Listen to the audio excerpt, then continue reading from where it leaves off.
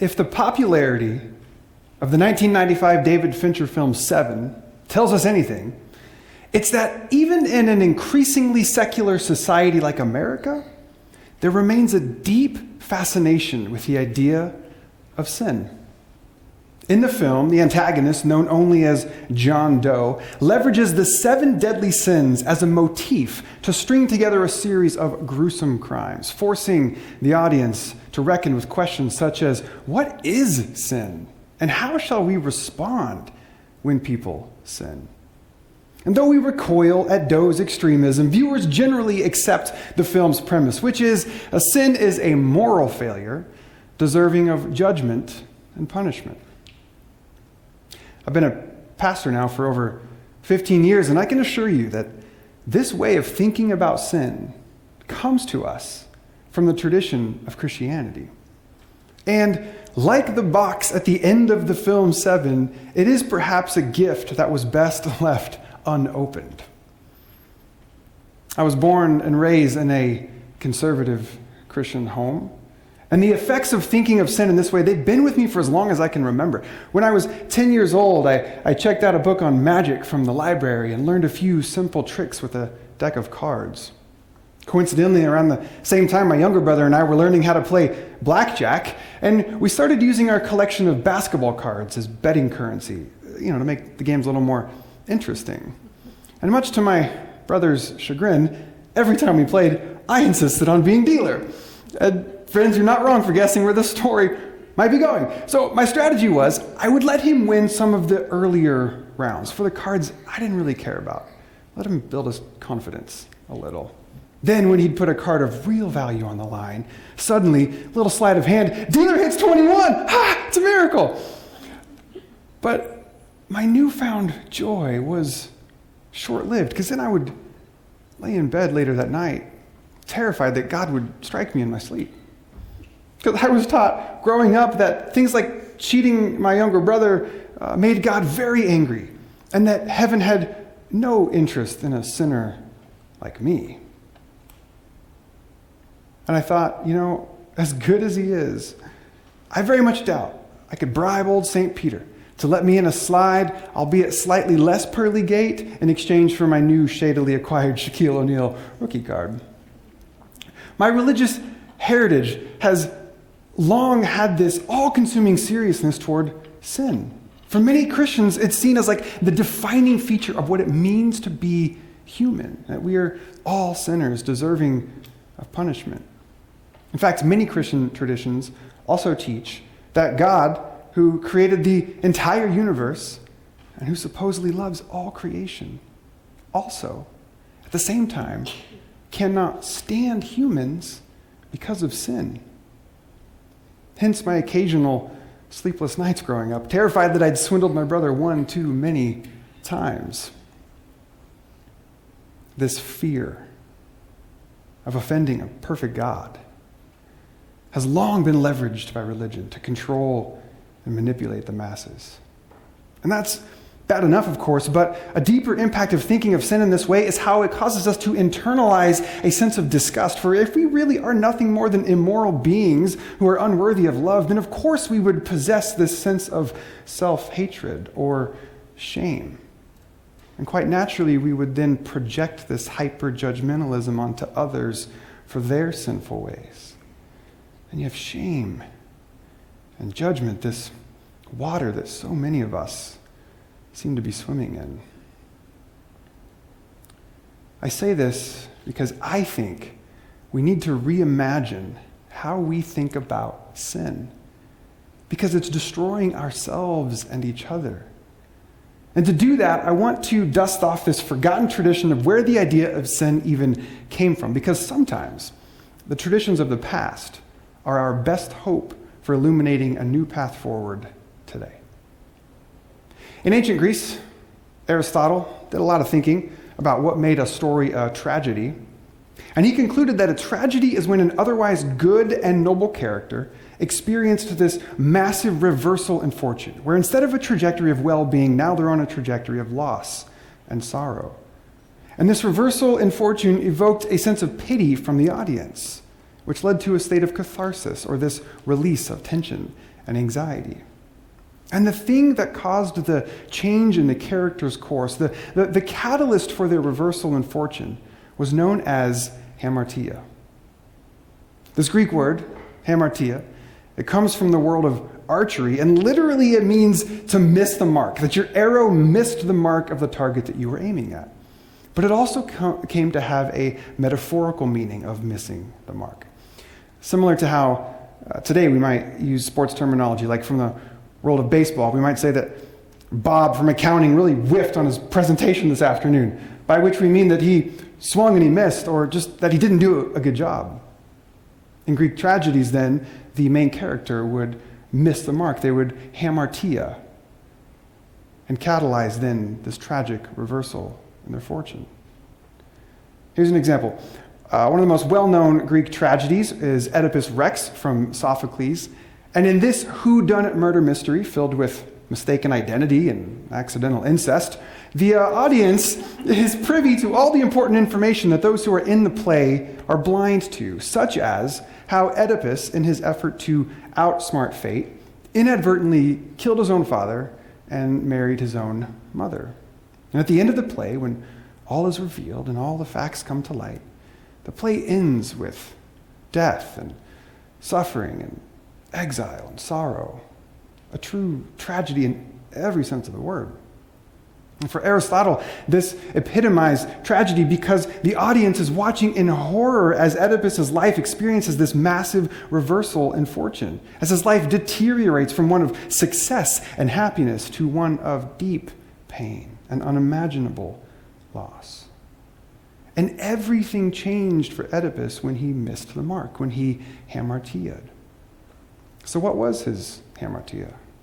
In what way did he miss the mark? Well, first, it's important to point out that the thing about hamartia, when someone missed the mark, it wasn't because they had a flaw in their character, that they were a bad person.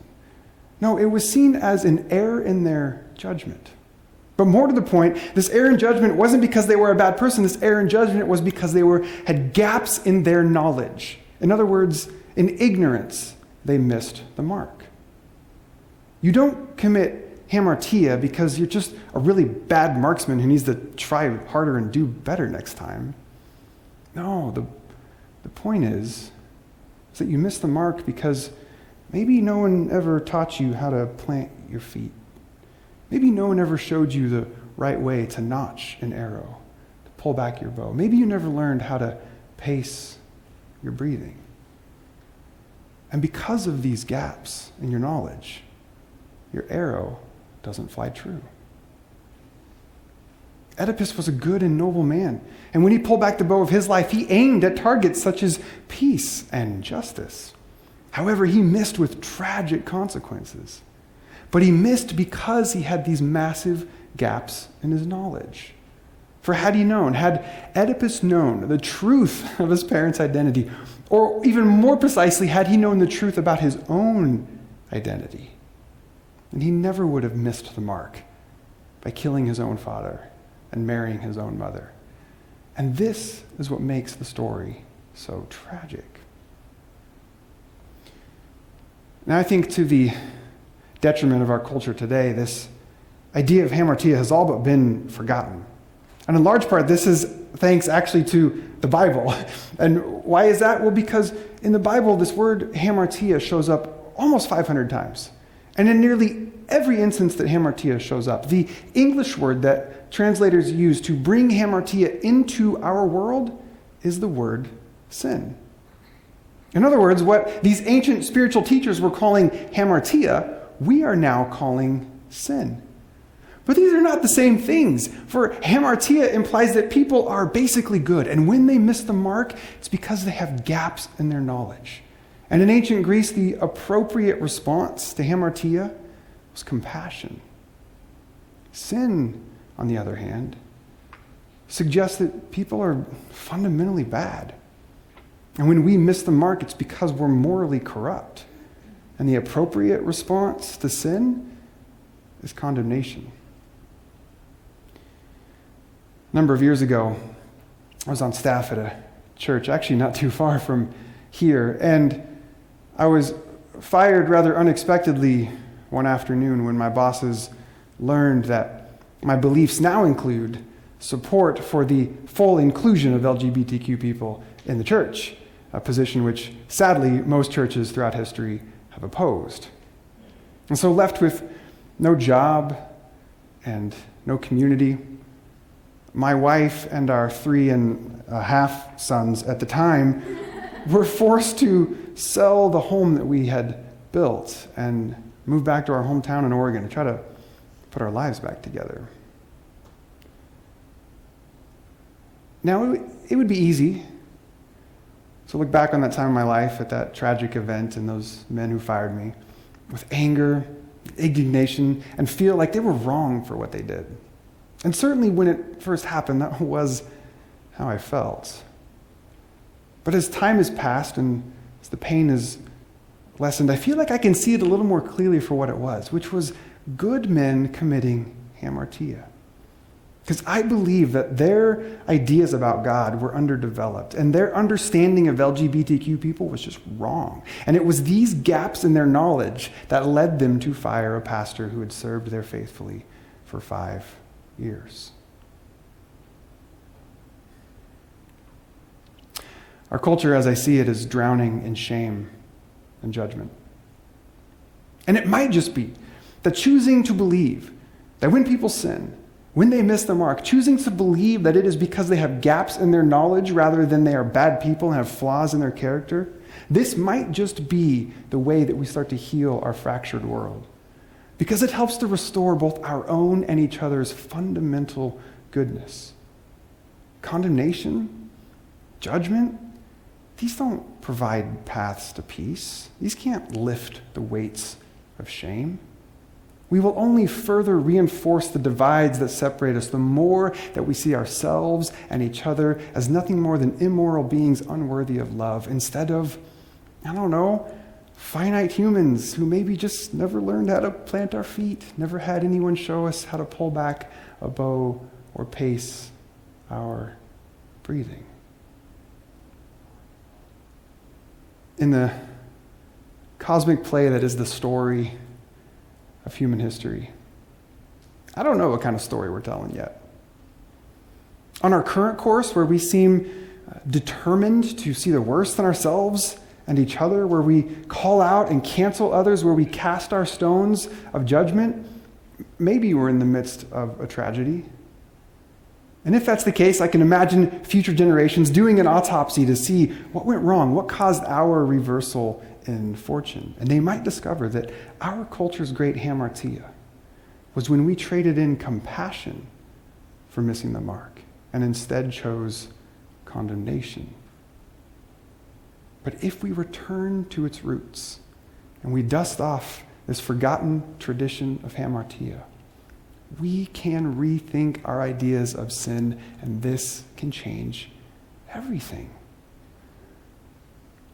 One of my sons right now is 10 years old, and he also occasionally will swindle his younger brother, although this time it's with Pokemon cards instead of basketball. And maybe this is what's meant by the whole sins of the father being passed on. I don't know. But when this happens, I don't tell him that he's a sinner who's made God angry. No, I try to remind him of who I think he really is. Call him back to his true identity, that you are a good, kind peacemaker. I invite him to consider what it might feel like if his older brothers did the same to him. And I say to him, hey buddy, can you imagine what it would be like if your younger brother knew beyond a shadow of a doubt that he could always trust you? I think by extending compassion to him in these moments when he misses the mark will help ensure that as he grows older, more of his arrows will fly true. Maya Angelou said, I did then what I knew how to do. And now that I know better, I do better. Maybe we're all just 10-year-olds fumbling through the world, doing the best we can with what we have, with what we know. And such is the gift of hamartia, that when we know better, when we fill in the gaps in our knowledge both about ourselves and one another, then we truly can do better. Thank you.